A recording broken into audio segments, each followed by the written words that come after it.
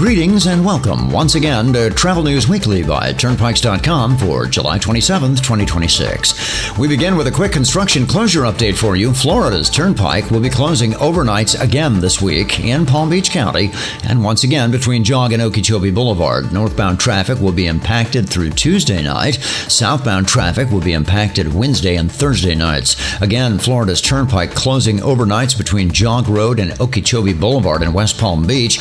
And you can see a map of the detours on Turnpike social media pages, whether that's Facebook, LinkedIn, X, or Instagram. It has been an eventful week in tolling, but also in the Middle East, where the conflict with Iran has pushed futures markets and driven gas prices well north of the $4 threshold for regular Americans. According to the American Automobile Association, the price of a gallon of regular unleaded shot up by about 11 cents during the past week, exacerbating uncertainty around overall affordability.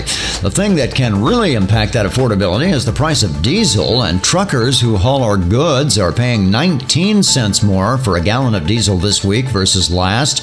Even on the smallest tractor trailer, that translates to nearly $20 more per fill-up, and on the larger tractor trailers with a 300-gallon fuel capacity, they can expect to pay about $60 more per fill-up this week versus last week. Again, these are according to figures from the AAA.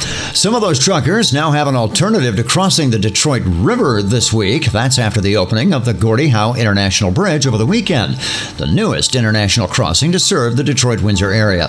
The first truck to cross that bridge ceremoniously drove into Canadian Customs Friday during grand opening events held to commemorate the new bridge that finally opened after months of delay due to recent political intrigue. The U.S. delegation that was to attend the event was asked late last week to stay home as a result of that.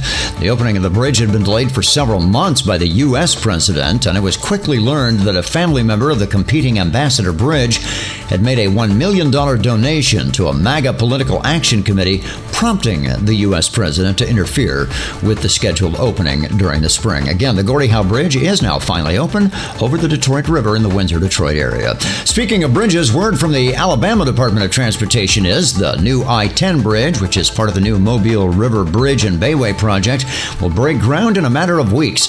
It was recently revealed the gargantuan project will be split into two phases to adapt to the construction cost of the project, which is expected to be about $3.2 billion for the bridge alone. The Bayway reconstruction will be done in a separate phase and partially funded by tolls from the new bridge.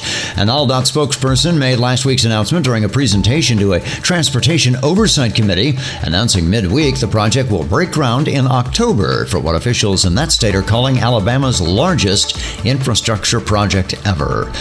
Elsewhere, progress continues to building a replacement for the Francis Scott Key Bridge in Baltimore, felled by a cargo ship collision just over 2 years ago.